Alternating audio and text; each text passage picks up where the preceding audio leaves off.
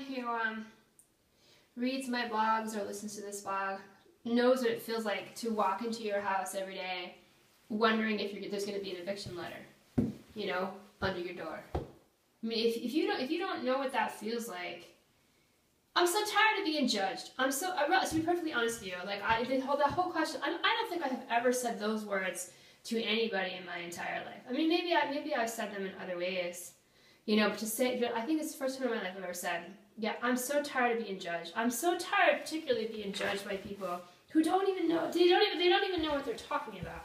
You know, I try to explain to them, you know, what my life has been like, you know, what it's like to go through the things that I go through, and it just bounces right off of them.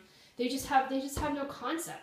They have no concept of like what it's really like to be, you know, really, really poor. And to have to be dependent on other people, you know, like welfare or other people's behavior for your survival, your actual survival.